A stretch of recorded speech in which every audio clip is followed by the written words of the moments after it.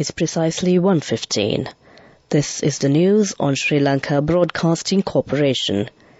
News is edited by Romesh Peris, read by Sabrina Zawahir. The headlines.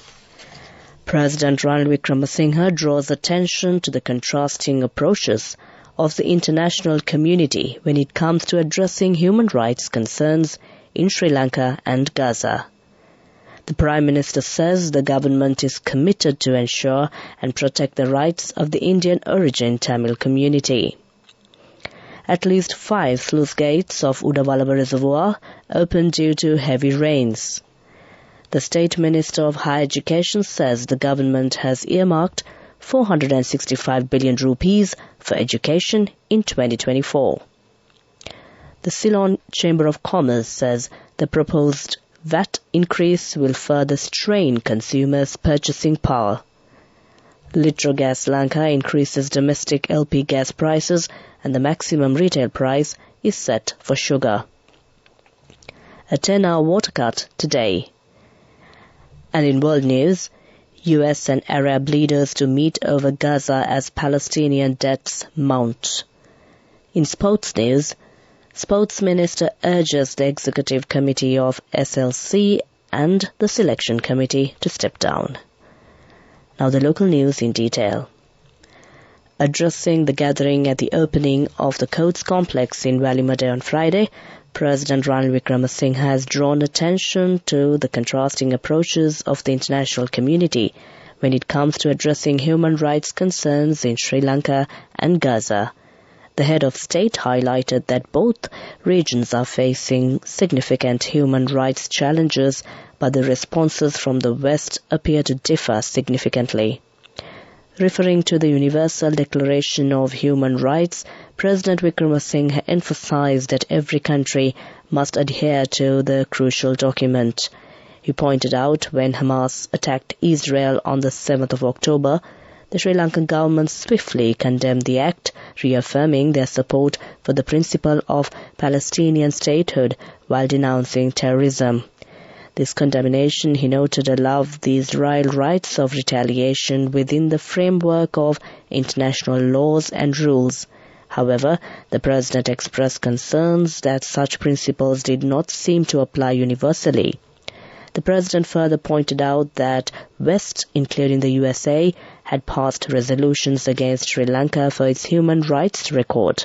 He questioned as to why there was a difference in the approach taken by these nations towards Sri Lanka and Gaza, where similar issues were prevalent. He stressed that the same rules should apply to both regions. Prime Minister Dinesh Gunawardena says that the government is committed to ensuring and protecting the rights of the Indian origin Tamil community. The Premier stated that the Indian origin Tamil community had to take various sacrifices to overcome many challenges they faced in the past 200 years.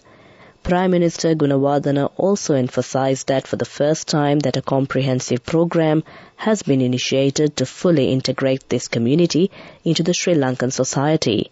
He made these remarks while addressing the NAM 200 celebration organized to mark the 200th anniversary of the arrival of Indian origin Tamil community.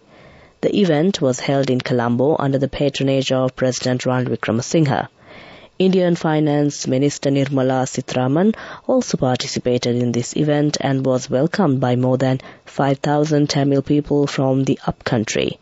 The festival consisted of various cultural elements. Meanwhile, the inauguration of the project to build 10,000 houses under Indian aid in the lower part of the Dimbula Kotagala Mount Vernon estate and the opening of a new auditorium and a computer unit at the Hatton Vocational Training Centre also took place with the use of online technology. At least 5 sluice gates of the Udawalawa Reservoir have been opened due to heavy rains in the area. Furthermore, 5 spill gates of the Dedru Oya Reservoir have also been opened.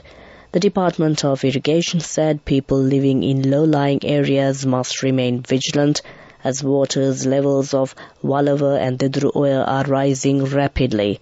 Meanwhile, the Department of Met predicts showers or thunder showers over most places in the afternoon. This news is brought to you by Sri Lanka Broadcasting Corporation. Continuing local news, the Ceylon Chamber of Commerce says that the proposed increase of the value-added tax will further strain consumers' purchasing power and lead to economic contraction. Issuing a statement, the Ceylon Chamber of Commerce has raised concerns regarding the proposed increase of the value-added tax to 2% with effect from the 1st of January 2024. The Chamber of Commerce said while recognizing the government's commitment to revenue enhancement in alignment with International Monetary Fund obligations, it is imperative to evaluate the broader economic ramifications of such a decision. It noted that the current economic landscape, characterized by escalating income taxes, elevated electricity tariffs, and rise in fuel prices, suggests that an additional VAT increment will further strain consumers' purchasing power. Litrogas Lanka has increased the prices of its domestic LP gas cylinders with effect from midnight today. The revised prices are as follows: a 12.5 kilogram cylinder, 3,565 rupees, and increased by 95 rupees; a 5 kg cylinder, 1,431 rupees, and increased by 38 rupees; a 2.3 kg cylinder, 668 rupees, an increase of 18 rupees. Meanwhile, the Consumer Affairs Authority on Friday announced a maximum retail price for sugar by way of an extraordinary gazette. Accordingly, an MRP for both brown and white sugar was stipulated in the communique. The maximum retail price for both white and brown sugar are as follows: white sugar packeted 295 rupees per kilo, unpacked 275 rupees per kilo; brown sugar packeted 350 rupees per kilo, unpacked 330 rupees per kilo. That ends local news.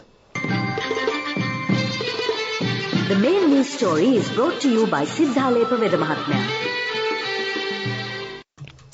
State Minister for Higher Education Surya Raghavan announced a substantial allocation of funds for the education sector in the year 2024, highlighting the government's commitment to enhancing the quality and accessibility of education in Sri Lanka. As such, a total of 255 billion rupees will be allocated for primary and secondary education, signifying a pivotal investment in the foundational stages of learning. In addition, a significant allocation of 210 billion rupees has been earmarked for higher education, further underscoring the nation's dedication to fostering advanced learning and research. Furthermore, the State Minister highlighted important initiatives aimed at revitalizing the education landscape. He disclosed plans to appoint Deputy Vice-Chancellor for all universities alongside the existing Vice-Chancellors, enhancing the administrative structure and overall efficiency of higher education institutions. Raghavan made these remarks during a press conference at the Presidential Media Centre held under the theme Collective Path to a Stable Country. That was main news. The main news story was brought to you by Sinhala Vedamahatmya. Moving on to Watchlight, the National of Colombo will be suspended from 7 p.m. today until 5 a.m. tomorrow. The water supply to Colombo 11, 12, 13, 14 and 15 will be disrupted for 10 hours. The water cut is a result of the essential maintenance work planned under the Ambatale water supply system improvements and energy-saving project. That came to you in Watchlight. Moving on to world news. Taking a look at the headlines of the world news, U.S. and Arab leaders to meet over Gaza as Palestinian deaths mount. Death toll rises to 128 and communications cut off many areas in Nepal earthquake. King Charles' visit to Kenya unearths memories of unresolved injustices. Now the world news in detail. Gaza health officials say 15 people have been killed in an Israel airstrike on an ambulance as Washington's top diplomat is due to hear Arab demands for a ceasefire in a meeting in Jordan later today. The Israeli strike hit an ambulance that was part of a convoy carrying injured Palestinians at Gaza's biggest hospital, Al-Shifa. Health officials in the Hamas-run enclave said Israel's military said it had identified and hit an ambulance being used by a Hamas terrorist cell in the battle zone and that a number of Hamas fighters were killed. The UN Humanitarian Office, OCHA, estimates that nearly 105 million of Gaza's 2.3 million population are internally displaced. At least 128 people are dead as of this morning after a strong earthquake of 6.4 magnitude shook western Nepal just before midnight yesterday. Dozens more have been found injured as rescue operations are underway across the mountain villages. Officials told Associated Press that communications was cut off with many places. Both Nepal Army and Nepal Police personnel have been mobilized to carry out rescue works. Landslides triggered by the tremor and its aftershocks obstructed certain trails for the rescuers. According to the National Center for Seismology, the magnitude of the earthquake on the Richter scale was recorded at 6.4 and the epicenter of the quake was in Nepal at the depth of 10 kilometers. A 5-day visit to Kenya by Britain King Charles III is unearthing memories of atrocities committed during the 6th-decade coronation of the East African country. As King Charles landed in Nairobi on Tuesday for the first state visit to Africa since becoming king after Queen Elizabeth II's death last year, some Kenyans were waiting for him to formally apologize for the acts of violence, as Charles described them. But the monarch stopped short of doing so. The monarch was accompanied by Queen Camilla to the country after the welcome of Kenyan President William Ruto at the State House. King Charles headed to Uhuru Gardens National Monument and Museum, where he laid a wreath at the tomb of the unknown warrior. With that, we conclude the world news. Prior to concluding, the headlines of the world news once again. U.S. and Arab leaders to meet over Gaza as Palestinian deaths mount. Death toll rises to 128 and communications cut off with many areas in Nepal earthquake. King Charles' visit to Kenya unearths memories of unresolved injustices. That ends world news. Development News. The Infotel Information Technology Exhibition, organized by the Federation of Information Technology Industry Sri Lanka, kicked off at BMICH on Friday. This event, aptly themed Fueling the Digital Economy, aligns with President Ranil Wickremesinghe's visionary initiative to modernize Sri Lanka through digitization.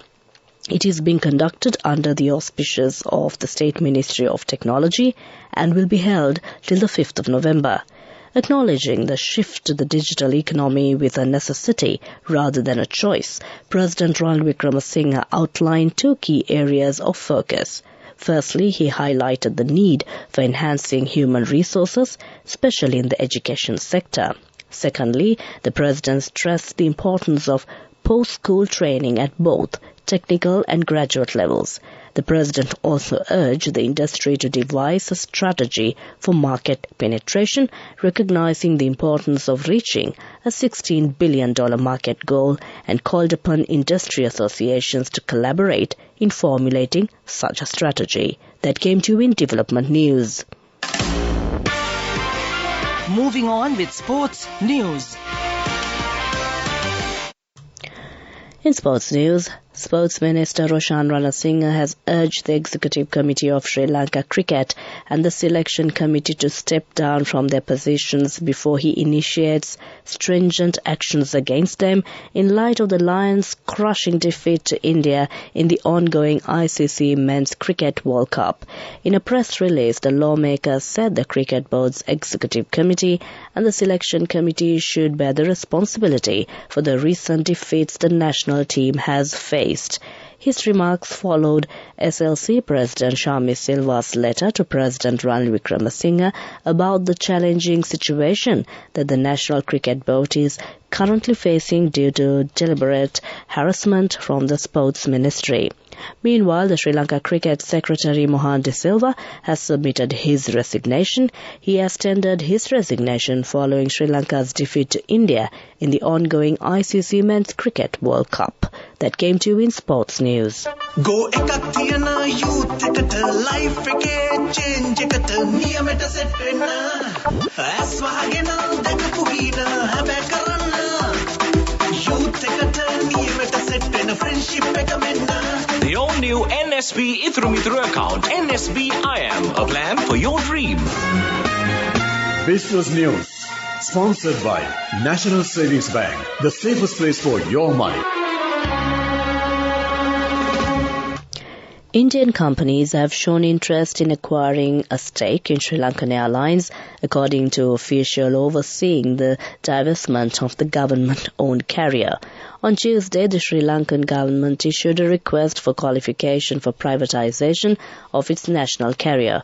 Sri Lankan government holds over 99% stake in the airline and aims to conclude its sale by next June. Director General of Sri Lanka State-Owned Enterprise Restructuring Unit, Suresh Shah, said in an email response the interest shown by both aviation and non-aviation companies and countries include India. Sri Lankan Airlines has 23 Airbus aircrafts and flies to 39 destinations globally. It flies 77 weekly flights to 9 cities in India. That came to you in Business News. Business News, sponsored by National Savings Bank, the safest place for your money. Go ekak thiyana youth එකට life එකේ change එකට නියමෙට set වෙන්න ඇස් වහගෙන දැකපු හීන හැබැයි කරන්න youth එකට නියමෙට set වෙන friendship එක මෙන්න. The all-new NSB Ithru Mithru account, NSB IAM, a plan for your dream. Moving on to economic news. The average weighted prime lending rate at licensed commercial banks has increased by 2 basis points to 13.88% this week.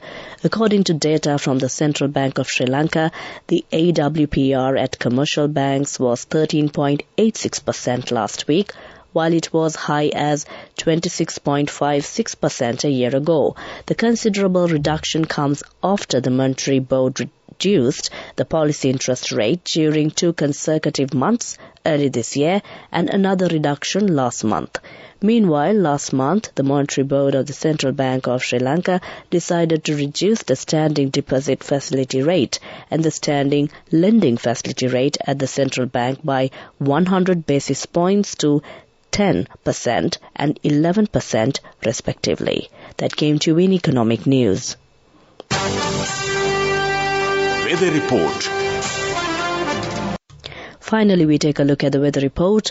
The Met Department predicts showers or thundershowers over most places in the island this afternoon. The Met Department said heavy showers above 100 millimeters are likely in some places in the central, Sabaragamuwa and north central provinces and in Mannar, Vaunia and Mullaitivu districts. Fairly heavy showers above 50 millimeters are likely in some places elsewhere. Meanwhile, the general public has been requested to take adequate precautions to minimize damages caused by temporarily localized strong winds and lightning during the thunder showers. That came to you in the weather report. Prior to concluding this bulletin of news, the headlines once again. President Ranil Wickremesinghe draws attention to the contrasting approaches of the international community when it comes to addressing human rights concerns in Sri Lanka and Gaza. The Prime Minister says the government is committed to ensure and protect the rights of the Indian origin Tamil community.